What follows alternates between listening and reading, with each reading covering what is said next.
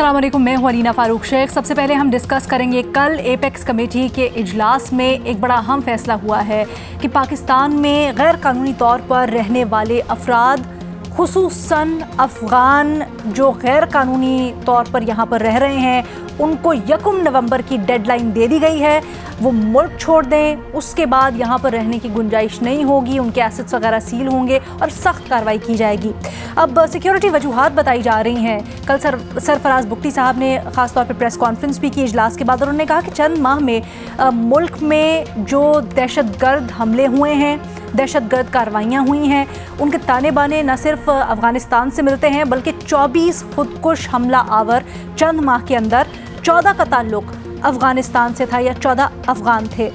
अब न सिर्फ ये कि सिक्योरिटी वजूहात को इसकी रीज़न बताई जा रही है, बल्कि ये भी देखा गया कि कल एपेक्स कमेटी के इजलास के बाद कार्रवाइयाँ तेज़ कर दी गई हैं। सिंध, पंजाब, बलूचिस्तान में अफ़गानों के ख़िलाफ़ क्रैकडाउन हो रहा है और जो भी गैर कानूनी तौर पर यहाँ पर है, अनरजिस्टर्ड हैं महाजरीन, उनके ख़िलाफ़ कार्रवाई की जा रही है और उनको हिरासत में लिया जा रहा है। अब इसके ऊपर काफ़ी तनकीद भी सामने आ रही है, न सिर्फ मुल्क के अंदर से बल्कि अफ़गानिस्तान की तरफ से भी। ज़बीउल्लाह मुजाहिद जो कि अफ़गानिस्तान के मिनिस्टर हैं, उन्होंने रद्द-ए-अमल देते हुए पाकिस्तान का जो फ़ैसला है इसको अनएक्सेप्टेबल, नाकाबिल कबूल कहा है, और उन्होंने कहा है कि अफ़गान महाजरीन पाकिस्तान की सिक्योरिटी मसाइल की वजह नहीं है, पाकिस्तान अपने फ़ैसले पर नज़र-ए-सानी करे।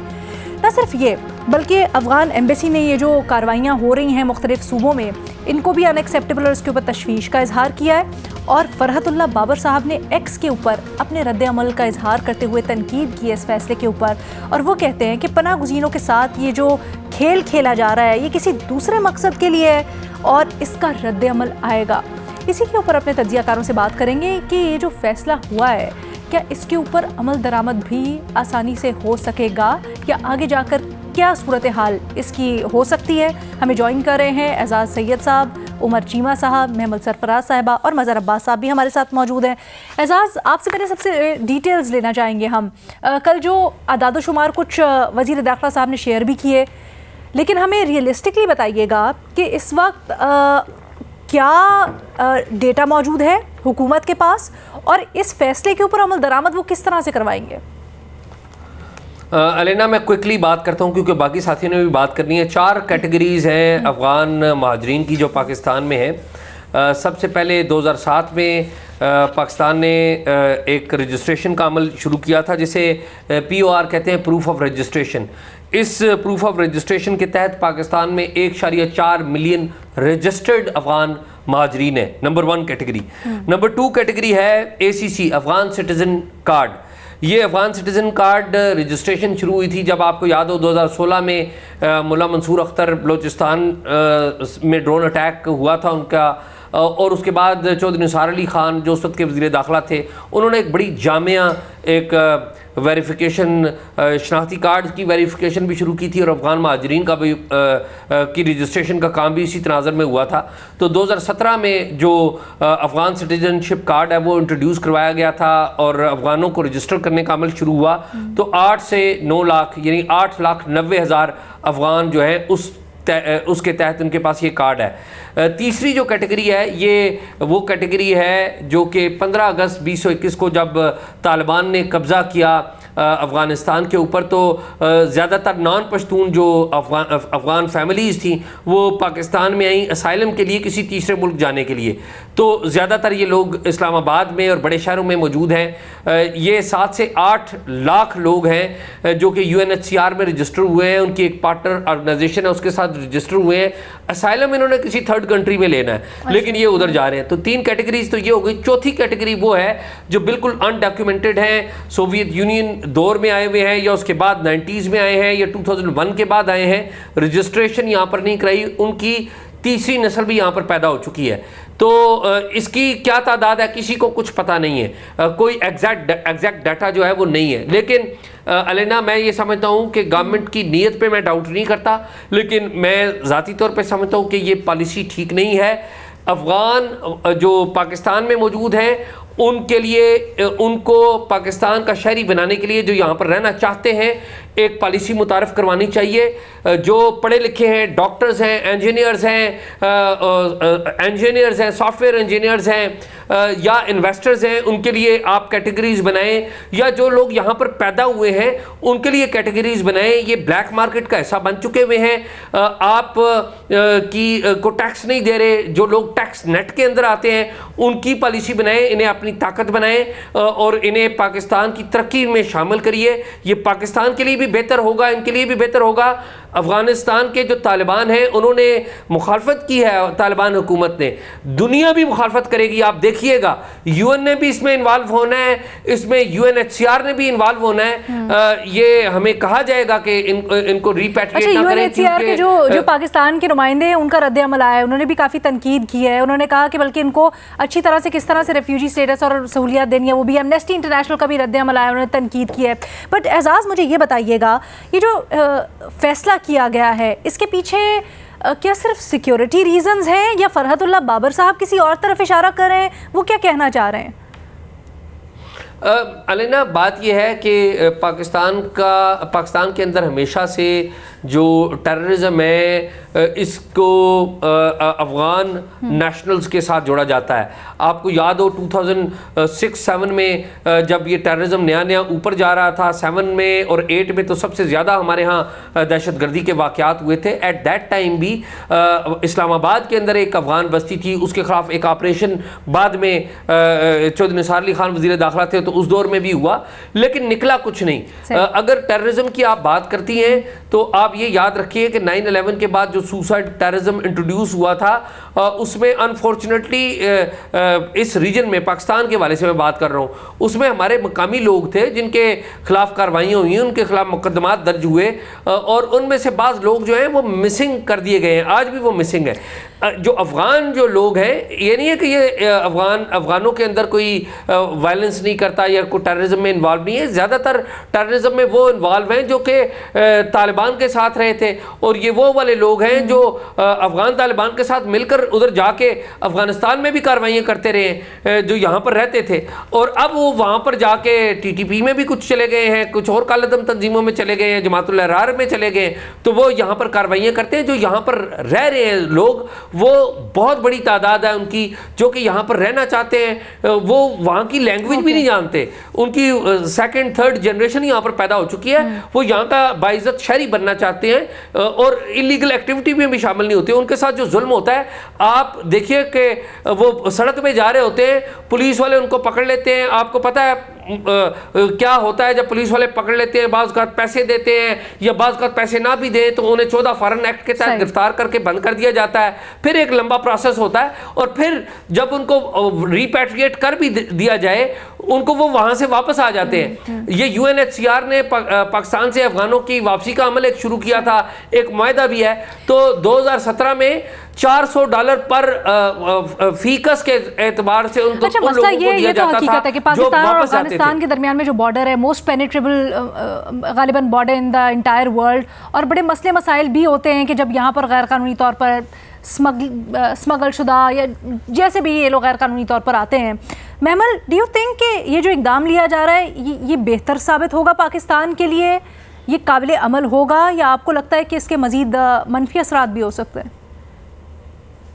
देखिए अलीना, वैसे तो ये बड़ा कॉम्प्लिकेटेड इशू है, लेकिन मेरे ख्याल में कि जिस तरीके से हम ये कर रहे हैं, ये लग ऐसे रहा है कि जैसे ये एक नी जर्क रिएक्शन है अफगान तालिबान की गवर्नमेंट के ऊपर। जो गुस्सा है उनका नाम लिए बगैर अफगानिस्तान के लोगों के साथ जो है हम उनके ऊपर ये हमारा रिएक्शन जो है वो निकल रहा है, हमारा गुस्सा उनके ऊपर निकल रहा है। अब देखिए मसला क्या है अलीना, इसके अंदर मसला ये है कि आपने ये बॉर्डर बिल्कुल ठीक है, पोरस बॉर्डर है, हमारे बॉर्डर्स जो हैं वो बिल्कुल रेगुलेट भी होने चाहिए, उसका एक पूरा रेगुलराइज उनको करना चाहिए, उनका एक पूरा प्रोसेस होना चाहिए। लेकिन वो खाली कोई अफगान बॉर्डर की बात तो नहीं है।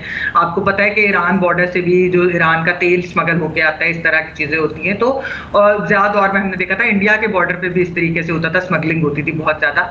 तो ये चीज़ें तो हैं, लेकिन मुझे जो गवर्नमेंट की इस वक्त बातों से लग रहा है, जिस किस्म के बयान सामने हैं, जिस तरीके से आप देखिए 28 दिन क्या दिन होते हैं अलीना, कि आप इतने ज्यादा लोगों को आप 28 दिन की वार्निंग दे दें कि जी आप 28 दिन में निकल जाए वरना फिर हम आपको फोर्सफुली एक्सपेल करेंगे, ये बात बिल्कुल एक ऐसे लग रहा है कि जैसे जेनोफोबिक स्टेटमेंट है। ये इस तरह से लग रहा है कि जैसे कि रेसिस्ट रिएक्शन भी है टुवर्ड्स अफगान्स, टुवर्ड्स जो है एक वो पश्तून कम्युनिटी भी, ये सही नहीं लग रहा। आप टेररिज्म की भी जब बात करते हैं तो आप टेररिज्म में भी सिर्फ उन पर पिन पॉइंट कर रहे हैं, हमारे यहाँ भी बहुत इस तरह है, लोकल्स भी, जिस तरह एजाज ने भी बात की है, लोकल्स भी इन्वॉल्व होते हैं। अच्छा, स्मगलिंग की भी अगर आप बात करें तो स्मगलिंग के बिजनेस के अंदर भी लोकल्स इन्वॉल्व, उनकी इन्वॉल्वमेंट के बगैर तो ये चीजें नहीं हो सकती। तो असल में मेरे ख्याल में एक स्ट्रक्चर तब्दील करने की जरूरत है और एक पूरे प्रोसेस का एक टाइम होना चाहिए, क्योंकि देखिए 3 फेजेस में आए हैं ना अफगान रेफ्यूजीज या अफगान इमिग्रेंट्स, आप उनको वो सही तरीके से उनका पेपर वर्क है कि नहीं। पहले अफगान जिहाद जो सोवियत यूनियन वाला, फिर उसके बाद वॉर ऑन टेरर जब शुरू हुई उसके बाद आया, और फिर जो इनकलाब हुआ है वो हुआ है अफगान तालिबान की जब हुकूमत 2021 के अंदर आई है। अब मसला ये है कि यहाँ बहुत सारे ऐसे जो ये रिसेंट टाइम्स में आए हैं, उनमें आर्टिस्ट भी हैं, उनमें सिंगर्स भी हैं, उनमें पेंटर्स भी हैं, उनमें ऐसे जर्नलिस्ट भी हैं, उनमें ऐसे लोग भी हैं जो अफगान तालिबान के खिलाफ जो है वो बोलते थे, एक उन्होंने पोजीशन ली हुई थी, वो अपनी जान बचा कर आए हैं। आप अगर उनको वापस आप उस हुकूमत के और उस मुल्क में आप भेज देंगे तो फिर उनके साथ जो होगा, क्या हम उसके लिए भी रिस्पॉन्सिबिलिटी लेंगे? इस तरह की चीजें मेरे ख्याल में हमें करनी नहीं चाहिए। आप जरूर एक मैकेनिज्म बनाएं, आप एक मैकेनिज्म बनाएं कि मतलब किस तरीके से जी अलीना, मैं उसी पर वही मैं तजवीज़ पे आ रही हूँ। आप इस तरीके से कर सकते हैं कि आप उनको अगर आपने उनको कोई ID कार्ड देने हैं, आपने कोई उनका रजिस्ट्रेशन का प्रोसेस करना है, आपने कोई उनको पासपोर्ट देने हैं, आपने कोई उनको टेम्परेरी सिटीजनशिप देनी है, जो भी है कुछ कंडीशंस के साथ उनके लिए आसानियां पैदा करें, ना कि ये कि वो जो है उनको आप फोर्सफुली बाहर भेजें। और 1 महीने का टाइम आपके टाइम तो खैर बहुत ही कम है लीना, ये तो वही मैं कह रही हूँ, तो बिल्कुल नीजर्क रिएक्शन है। UNHCR के आपने स्पोक्स पर्सन के बयान के हवाला दिया, उसके अंदर भी उन्होंने ये कहा कि वॉलंटरीली जो वापस जाना चाहते हैं उनको आप भेजें, आप फोर्सफुली ना इस तरीके से करें। तो ये वैसे भी पाकिस्तान एक ह्यूमैनिटेरियन ग्राउंड के ऊपर भी अगर एक चीज देखी जाए, ठीक है, मैं ये नहीं कहती कि हाँ अगर कोई क्रिमिनल एक्टिविटीज में इन्वॉल्व है, कोई एक्चुअली टेररिज्म के अंदर इन्वॉल्व है, और अगर आपके अच्छा, लेकिन रियासत पाकिस्तान ये समझती है कि पाकिस्तान को अपने मफादात पहले देखने होंगे, उससे बढ़कर कुछ नहीं है। उमर, क्या आप समझते हैं कि अब पानी इतना सर से गुजर चुका? मैं आपका टाइम खत्म हो चुका है। नहीं, सिर्फ मैं इतनी सी बात जरूर करूंगी कि एक जमाने में आपने आमदोरफ्त खुद खोली थी, और वो किस लिए? जहाद एक्सपोर्ट करने के लिए, जहाद एक्सपोर्ट करते थे। तो आप ये चीजें भी तो याद रखें कि स्टेट की भी तो अपनी गलतियां है ना, और उसकी वजह से भी बहुत सारी चीजें हुई हैं। तो मैं that's also important to acknowledge. लेकिन फिर जो माजी में अगर गलतियां हुई भी तो फिर उनको किस तरह से, क्या तरीका होना चाहिए दुरुस्त करने का? और उमर, क्या आप समझते हैं कि अभी जो कदम लिया जा रहा है, लेट्स कॉल इट इंतहाई कदम, तो क्या रियासत के पास और कोई इसके अलावा ऑप्शन ही नहीं बची थी जो वो ये लेने पर मजबूर हुए? आई एम श्योर हर चीज़ के ऊपर या बाकी प्लान्स के ऊपर उन्होंने भी गौर किया होगा। अलीना, अगर हम अपनी हिस्ट्री पर देखें तो हमारे ज़्यादातर जो एक डिसीजंस होते हैं या एक्शन होते हैं वो रिएक्टिव होते हैं, नी जर्क होते हैं। उसमें कोई इतनी लंबी प्लानिंग नहीं होती, कोई इतनी लंबी सोच उसमें कारफरमा नहीं होती। जिस तरह एजाज ने भी जिक्र किया कि 2007 में क्या हुआ, उस टाइम भी उनका डेटा इकट्ठा किया गया, 2017 में भी किया गया, क्या उसके बाद कुछ होता है? नहीं होता। इसी तरह जैसे कोई एक इशू चल गया और हम उसकी नज़र हो जाते हैं, कोई क्राइसिस चल रहा होता है, जिस तरह अभी महमल ने भी बात की कि तालिबान के साथ हमारी टेंशन चल रही है, तो इन्हीं उसकी वजह से हम ये चीज़ें कर रहे हैं। अब मैं इसके ज़्यादा एक इसका लीगल पॉइंट है, साइड है, और एक इसकी मॉरल साइड है। मैं पहले लीगल साइड पे बात करूँगा कि जो पाकिस्तान का फॉरेनर्स एक्ट है उसके तहत तो जितने भी रिफ्यूजीज़ हैं इनके, और जो इन पर्टिकुलर जो इलीगल हैं, इलीगल की मैं बात कर रहा हूँ, उनको अगर किसी ने घर किराए पर भी दिया हुआ है उसके खिलाफ भी केस होना चाहिए।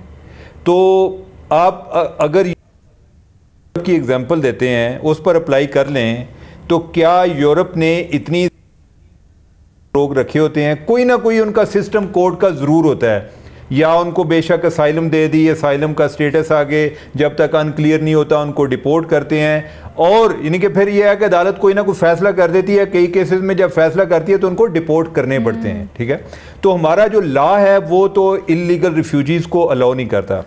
दूसरा चीज़ ये है कि जो जिस CR का क्या मौक़िफ़ है, या बाकी जो इंटरनेशनल अदारे हैं या दूसरे ममालिक हैं उनका क्या मौक़िफ़ है। अब पाकिस्तान जो है कोई किसी ऐसे इंटरनेशनल कन्वेंशन का नेशनल कन्वेंशन है मेरे ख्याल 1953 का या 57 का 51। जो कि रिफ्यूजीज़ के बारे में, रिफ्यूजीज़ इंटरनेशनल रिफ्यूजीज़ कन्वेंशन है, तो उस पाकिस्तान उसका सिग्नेटरी नहीं है, लिहाजा ये पाकिस्तान पर ये चीज़ बाइंडिंग नहीं है। इत्तेफाक की बात है कि वो ममालिक जिधर सबसे ज़्यादा रिफ्यूजीज़ रह रहे हैं, जैसा उर्दन है, जैसा बांग्लादेश है या टर्की है, यानी वो ममालिक जो है और पाकिस्तान, इनमें से कोई भी उसका सिग्नेटरी नहीं है, ठीक है। और UNHCR जो है उधर कुछ उनको पैसे भी दे रही होती है जिस पे ये कर रहे होते हैं। बाकी ये है कि उनको किस तरीके से करना है। ये काम जो है एज अ पायलट प्रोजेक्ट पहले इस्लामाबाद पुलिस ने शुरू किया कि इस्लामाबाद में कितने को रिफ्यूजीज़ रह रहे हैं और उनमें इलीगल जो लोग हैं उनके हवाले से। तो ओवरऑल जो इधर हैं वो तकरीबन को 23,000 लोग सिर्फ इस्लामाबाद में रह रहे हैं, ठीक है। और 5,000 बंदे इन्होंने पकड़े हुए हैं। अब मैं इन्हीं को उसकी इम्प्लीमेंटेशन की तरफ भी आ रहा हूँ कि ये इस पर अगर अमल दरामद होगा तो कैसे होगा।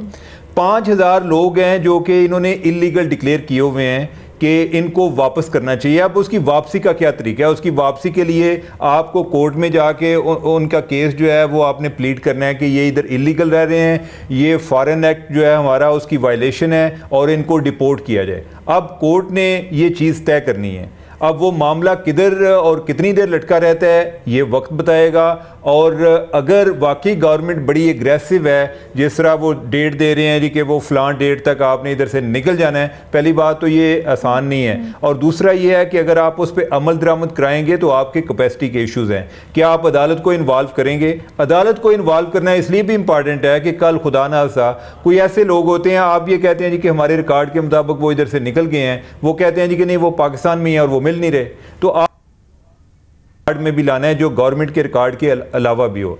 तो या तो इसके लिए इन्हें कोई ऑर्डिनेंस वगैरह इशू करना पड़ेगा, कुछ ना कुछ करना पड़ेगा।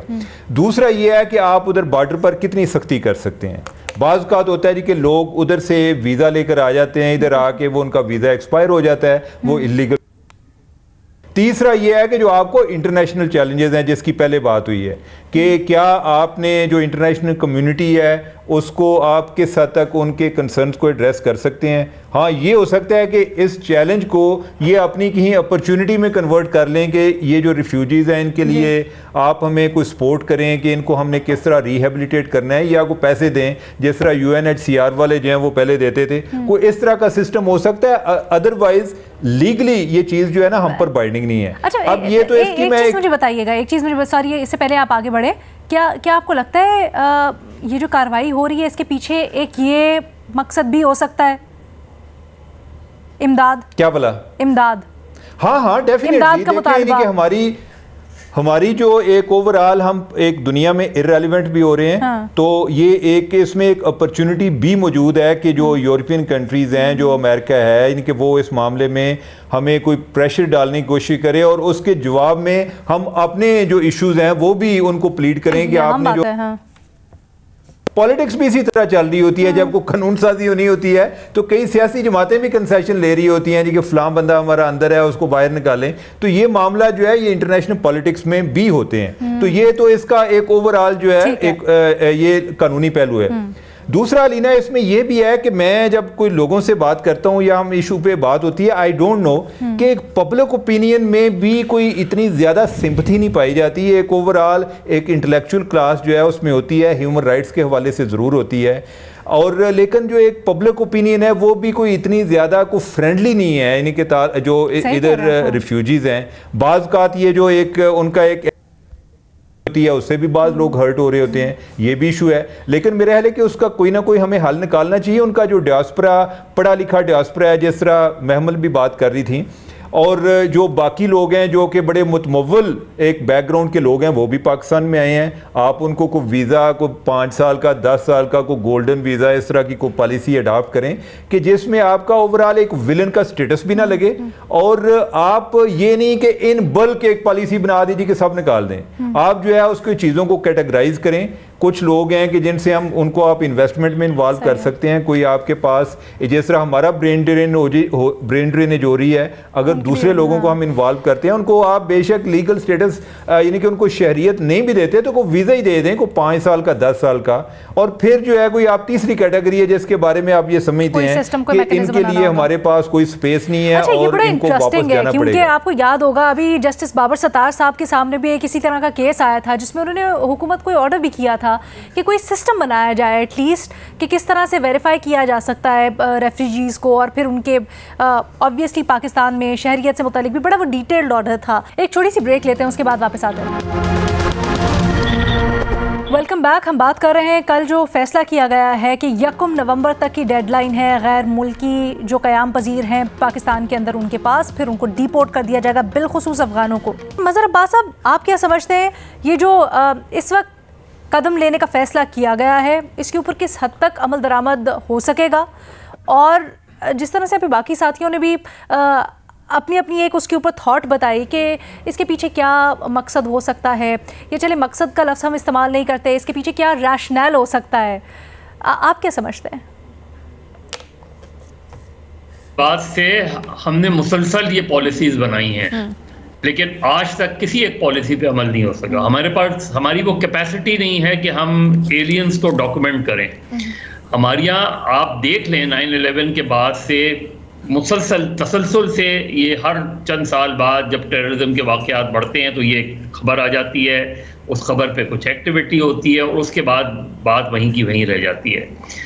जो आज से कोई 1.5 साल पहले मैंने नादरा वालों से यहाँ चेक किया था तो सिर्फ कराची में कोई तकरीबन 16 लाख के करीब एलियंस थे उनके मुताबिक, जिसमें सिर्फ अफगान नहीं थे शामिल, उसके अंदर बंगालीज भी थे, उसके अंदर ईरानियन बलोच भी थे, उनके अंदर अरब्स भी थे। अब मसला ये है कि जितने ममालिक के लोग यहाँ आके बसे हैं इलीगल, आपने किसी को रजिस्टर्ड ही नहीं किया, आपके पास कोई ऐसा प्रोसेस ही नहीं हुआ कि आप उनको डॉक्यूमेंट। मुझे नहीं लगता कि इनके पास वो कैपेसिटी है कि ये उनको डॉक्यूमेंट कर सके। कि आप कैसे तलाश करेंगे? फ़र्ज़ करें इस शहर में आप कैसे तलाश करेंगे? यही होगा कि आपने यहाँ से चंद अफगान्स को उठा लिया, वहाँ से उठा लिया अफगान्स को, उनको वो करके। लेकिन जितने बड़े पैमाने पे असल मसला ये है कि इसका लिंक जो है वो टेररिज्म से है ना, अगर जो कहा जा रहा है। तो पहले तो हम ये बताएं कि हमारी एंटी टेररिज्म पॉलिसी है क्या, हमारे यहाँ एक्सट्रीमिज्म को ख़त्म करने के लिए क्या पॉलिसी है हमारी। हमारी तो कोई पॉलिसी ही वाज़ेह नहीं है। हम एक जनरल बयान दे देते हैं। आप सरफराज बुट्टी साहब को देख लें, आप इससे पहले के जो वज़ीर दाखिला हैं उनके बयानात को देख लें, आप एक जनरल पॉलिसी देख लें। तो इस वक्त जो वेव ऑफ टेरर है जी, ये वेव ऑफ टेरर के रीजंस क्या हैं? क्या रीजंस सिर्फ यही हैं कि अफगान यहाँ हैं? नहीं, ऐसे सिर्फ रीजंस नहीं हैं। इसके रीजंस और भी बहुत सी पॉलिसीज़ हैं। आज अलकायदा और वो इतना हमें वो नज़र नहीं आती, लेकिन उस ज़माने में ये था। ह्यूमन स्मगलिंग इसका एक बहुत बड़ा एलिमेंट है। कहाँ से ह्यूमन उमर और एजाज इधर बैठे हुए हैं, हालिया सालों में सबसे ज़्यादा ह्यूमन स्मगलिंग इस्लामाबाद एयरपोर्ट से हुई है। और जो साहब इसमें मुलव्विस थे उनकी प्रमोशन हुई, जिन्होंने उन साहब के खिलाफ इंक्वायरी की थी वो अब मुल्क छोड़ के जा चुके हैं। तो यहाँ जो हमारी अप्रोच है टुवर्ड्स एलियंस, टुवर्ड्स टेररिज्म और एक्सट्रीमिज्म, वो उसी के अंदर फ्लॉ है। हम जब तक उस चीज़ को हमारे यहाँ क्लैरिटी नहीं है, किसी एक पॉलिसी के बारे में क्लैरिटी नहीं है हमारे यहाँ। मैं चैलेंज करता हूँ कि ये पाकिस्तान में एलियंस को डॉक्यूमेंट कर ही नहीं पाएंगे, डॉक्यूमेंटेशन हो ही नहीं पाएगी। रेफ्यूजीज एक वो है, वैसे आप चले जाएं, व्हाई नॉट अगर ये मौका दिया जाए, जैसे अभी एजाज ने भी बात की, महमल ने भी बात की, हम इतने पेसिमिस्टिक हो जाते हैं, बट अगर मैकेनिज्म बना के एक प्रॉपर वो बना के प्लान इनको मौका दिया जाए कि आप आए अपने आप को रजिस्टर करवाएं, तो ये तो बल्कि बेहतर होगा। अभी तो सबसे बड़ा मसला यही आ रहा है ना कि गैर कानूनी तौर पर लोग आते हैं या फिर कानूनी तौर पर आते हैं और स्लिप हो जाते हैं, क्योंकि उनको पता है यहाँ पर उनको नहीं होगा उस तरह से तहफ़्फ़ुज़। मैं आपको बताता हूँ, इसलिए कि सबसे बड़ा एलिमेंट है फियर। उनका जो फियर है जब आप ये ऐलान करते हैं ना कि आइए अपने आप को रजिस्टर्ड करें, तो उनका खौफ ये है कि वो जैसे ही आएंगे उनको पकड़ लिया जाएगा, बैठा दिया जाएगा, जेल में डाल दिया जाएगा। ये खौफ है, वो खौफ आप नहीं दूर कर पा रहे। कराची के अंदर बहुत ऑब्वियस सी है, कराची के अंदर पूरी एक अफगान बस्ती है, कराची के अंदर कई अफगान बस्तियां हैं, इसमें आप चले जाएं, उनका वो अपने जो अफगानिस्तान का कानून है वो यहाँ नाफिज किया हुआ है उन्होंने उन एरियाज में। तो ये हम ना कहें कि वो बहुत ज्यादा पाकिस्तान के मफादात के हक में बात करते हैं या उसके साथ खड़े हुए हैं, लेकिन जब तक आप प्रॉपर डॉक्यूमेंटेशन नहीं करेंगे, कर लें आप तजुर्बा कर लें, इसलिए पेसिमिस्ट वाली बात हो रही है क्योंकि साल से यही चीजें सुनते आ रहे हैं अली ना, फुल स्टॉप और कॉमा के बगैर। ठीक है सर, आपकी राय का एहतराम में मैं बाकी अगर आप इजाजत दें आपकी इसके ऊपर एक अगर पॉइंट ले लूं, बाकी सबका कौन ऐड करना चाहेगा? महमल, उमर या एजाज में से? एजाज एक ऐड कर लूं? जी मैं ऐड करना अलीना, जो कहा ना मजहर साहब ने कि फियर होता है कि वो पकड़ ना ले, ये बिल्कुल दुरुस्त कहा इन्होंने, लेकिन मैं एक चीज़ ऐड करूँगा। देखिए, जब POR हो रहा था, पाकिस्तान ओरिजिन जो इन्हें कार्ड दिए गए थे, जो अफगानों को, उस वक्त फियर नहीं था। जो लोग काबुल या अफगानिस्तान के दूसरे हिस्सों में गए हुए थे वो वहाँ से आ गए थे रजिस्ट्रेशन कराने। क्यों आ गए थे? वो इस उम्मीद पे आ गए थे रजिस्ट्रेशन करवाने के पाकिस्तान हमें यहाँ पर रहने का एक लीगल स्टेटस दे रहा है। इशू ये है कि हम ACC या POR देते हैं, लेकिन रजिस्ट्रेशन करते हैं, लेकिन उनको रहने का मुस्तकिल लीगल स्टेटस देने के लिए तैयार नहीं है। आज पाकिस्तान अनाउंस करे कि पाकिस्तान कैटेगरीज अनाउंस कर दे कि हम जो यहाँ पर मुकीम अफगान शहरी हैं उनको पाकिस्तान की शहरियत दे रहे हैं, उसकी कैटेगरीज बना दें। अगर कोई पढ़ा लिखा है, डॉक्टर है, स्कूल टीचर है, एंटरटेनर है, या कोई भी उसको काम कर सकता है उसको देंगे, जो इन्वेस्टमेंट कर सकता है उसको देंगे, या जो टैक्स नेट में आके इतने पैसे जमा करा देगा उसको देंगे। आप देखिएगा ये सारे लोग आएंगे, ये रजिस्ट्रेशन भी कराएंगे, ये टैक्स भी करवाएंगे, ये मेरे और आपसे ज्यादा बेहतर पाकिस्तानी साबित करेंगे अपने आप को, क्योंकि ये वो लोग हैं जो अफगानिस्तान में रहना नहीं चाहते। किसका दिल करता है अपना मुल्क छोड़ के जाए? मुझे बताएं। हम लोग पाकिस्तान से जाते हैं यूरोप में, सबसे ज्यादा कानून पर हम वहां पर जाकर अमल दरामद करते हैं। और फिर अगर उसके बाद अलीना, ये जो आप बात कर रही थी ना डॉक्यूमेंटेशन की, जिस तरह जी उमर, हाँ, जो डॉक्यूमेंटेशन की आप बात कर रही थी, मैंने पहले अपनी डिस्कशन में भी बताया था कि इस्लामाबाद पुलिस का ये तो अभी एपेक्स कमेटी में जो अभी इनिशिएटिव लिया गया है, इस्लामाबाद में इस पर ऑलरेडी काम हो रहा है और उन्होंने मुख्तलिफ जगहों से इनकी डिटेल्स कलेक्ट की हैं। जैसे यानी कि बहुत ज़्यादा जो इनके इलीगल लोग हैं वो ज़्यादातर एक लो इकनॉमिक बैकग्राउंड के हैं और वो सारा डेटा इन्होंने कलेक्ट किया है। इवन इस्लामाबाद में अभी जो कई होटल्स हैं, कई गेस्ट हाउस हैं जो कि मुकम्मल तौर पे बुक हुए हैं। ये वो लोग हैं कि जो असल में ट्रांजिट में हैं, जिन्होंने आगे की बिरून मुल्क जाना है, किसी बाहर की एम्बेसी के साथ वो ट्रांसलेटर या और किसी एक पोजीशन में वो जॉब कर रहे थे। तो मेरे ख्याल डॉक्यूमेंटेशन मुमकिन है। फियर वाली जो बात है अब ये है कि ये तो अमेरिका भी सबको गारंटी नहीं कर सकता कि वो सबको नेशनैलिटी देगा। पाकिस्तान भी उस लिहाज से ये गारंटी नहीं कर सकता कि सबको नेशनैलिटी देगा, लेकिन एटलीस्ट कोई ना कोई पॉलिसी जरूर होनी चाहिए कि जिसमें आप कम अज कम इस्लाम जो अफगानिस्तान की क्रीम है उसको ही कोई एक आप इंसेंटिव दे लें और उनके जो है यानी कि उनको हम अपनी सोसाइटी में इंटेग्रेट कर सकें। शहरियत ना दें उनको, कोई एक जो तवील उल मुद्दत उनको वीज़े दे दें। महमल, अलीना, मैं इसमें सिर्फ छोटी सी चीज़ ये ऐड करना चाहती हूँ कि देखिए, हम बहुत ज़्यादा बात करते हैं कि जिस तरह सीरियन रेफ्यूजीज़ थे, जिस तरह इराक के रेफ्यूजीज़ थे, दूसरों के लिए हम बहुत आवाज़ भी उठाते हैं और हम कहते हैं कि वेस्ट उनको क्यों नहीं लेता, हम उनके लिए बहुत इस तरह की बातें करते हैं, लेकिन खुद हम चाहते हैं कि हम एक ब्रूटल तरीके से, एक फोर्सफुल तरीके से उनको एविक्ट करें without any due process, without के आप कोई स्ट्रक्चर नहीं बना रहे। और इसके अंदर मैं ये बात उमर से मैं एग्री करती हूँ कि हमें आउटरीच भी नहीं वो नज़र आ रहा कि यानी कि अगर आप इस तरह की कोई पॉलिसी अगर स्टेट ले रही है जिसके अंदर थोड़ा सा जो उनकी लैंग्वेज बड़ी सख्त है, मैंने इसलिए xenophobia का लफ्ज इस्तेमाल किया, मैंने इसलिए रेसिज्म का लफ्ज इस्तेमाल किया कि ये जो एक थोड़ी सी नफरत अंगेजी टाइप चीज एक आ जाती है, टारगेटेड सी मुझे लग रही है। इकोनॉमिक सिचुएशन में थोड़ी सी फर्क है। हमें उसको भी अकाउंट फॉर करना चाहिए कि इस वक्त हमारी जो इकोनॉमिक सिचुएशन है वो भी बाकी सबसे मुख्तलिफ है, और इस वक्त तो हम अपना बोझ नहीं उठा पा रहे, और यहाँ पर जो शहरी और फिर उनकी नस्लें आगे बढ़ रही हैं, population control is also a very big problem and issue, हम तो उनको नहीं कर पा रहे हैं फैसिलिटेट। तो फिर जो बाहर से लोग आ रहे हैं और ख़ास तौर पे वो जिनसे मुताल्लिक ये भी है कि वो जराइम में कंट्रीब्यूट कर रहे हैं, उनको हम किस तरह से कर सकते हैं? एक सवाल है अपनी जगह पर। मज़हर साहब। नहीं, बिल्कुल ठीक कह रही हैं। और देखिए, कराची, इस्लामाबाद, जो उमर बात कर रहे थे, इस्लामाबाद जनरली पाकिस्तान के दीगर शहरों के मुकाबले में इस्लामाबाद में ज़्यादा ऑर्गेनाइज चीज़ें हैं। बाकी तो कराची तो आप उठा के लेके, कराची तो फर्टाइल लैंड है फॉर एलियंस। कराची में तो आप सवाल नहीं पैदा होता। कराची में यहाँ जिस शहर की आबादी सही काउंट नहीं होती, उस शहर में आप सोच लें, यहाँ इस शहर में 8000 कच्ची आबादियों में 60 लाख लोग रहते हैं।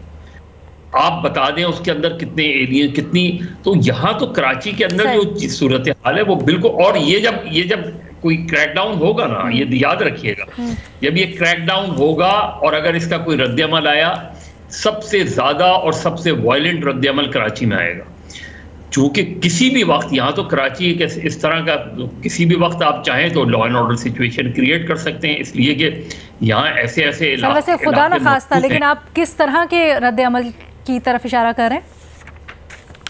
हमने माजी में देखा है ना एलिना, फर्स्ट ये देखें, सोराब गोट का 1986 में जब ऑपरेशन हुआ था ना, सोराब गोट को क्लीन करने का, और वो उस वक्त के वज़ीर आला गौस अली शाह थे। गौस अली शाह ने खुद मुझको बताया था कि उन्होंने बिल्कुल ये था कि यहाँ से ये ड्रग्स, और क्योंकि यहाँ लाके डंप होते हैं, ड्रग्स और आर्म्स डंप होते हैं, तो उन्होंने कहा मैंने ऑपरेशन किया, फिर मुझे रोक दिया गया ऊपर से ऑपरेशन के, नहीं करो ऑपरेशन। तो ये जो और जो सिंध सुप्रीम कोर्ट में कराची बदअमनी केस में जो ऑफिशियल उस वक्त की सिंध गवर्नमेंट ने रिपोर्ट सबमिट की थी, उसके लिहाज से कराची के अंदर उस वक्त भी 16 लाख ऐसे असला मौजूद था जो कि रजिस्टर्ड नहीं था, यानी वेरीफाइड नहीं था। इलीगल तो छोड़ दें आप, ठीक है।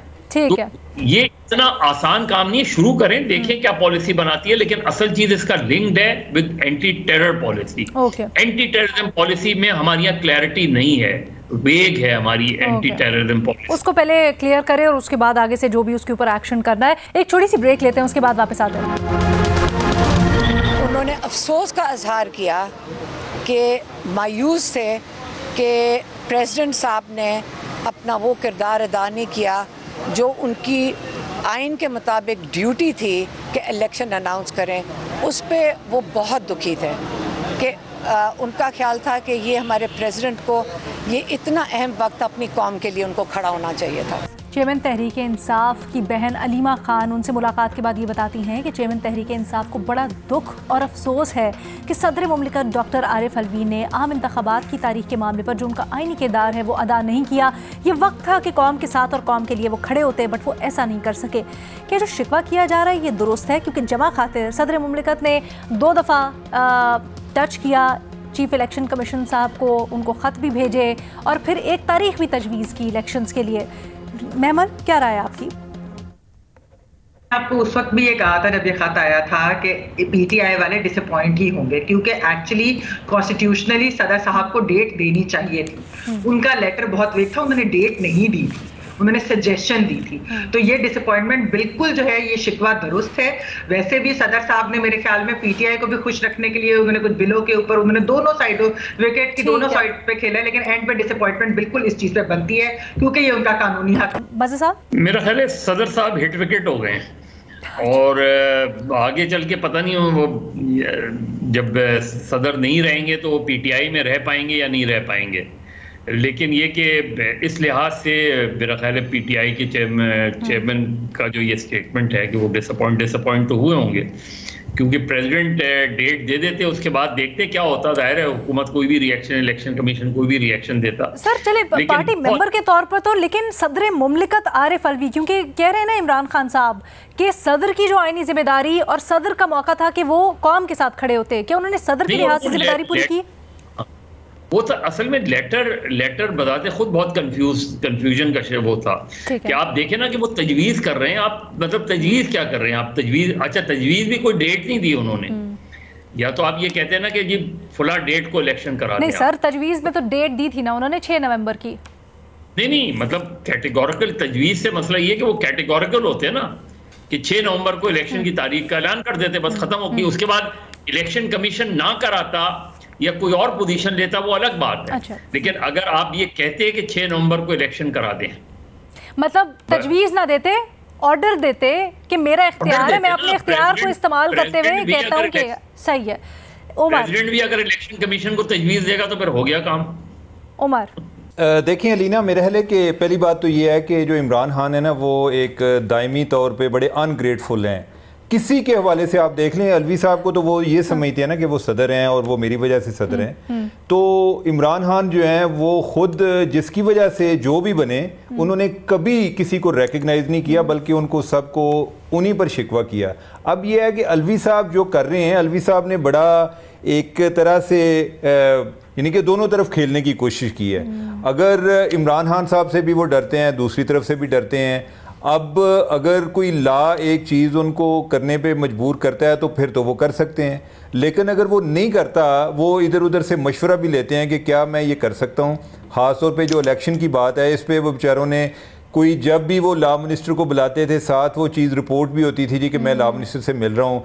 खान साहब को भी बता रहे थे कि खान साहब मेरी आनियाँ जानियाँ देखो कि मैं बड़ी कोशिश कर रहा हूँ कि मैं कोई फ़ैसला कर पाऊँ, ये मुझे लॉ नहीं करने दे रहा।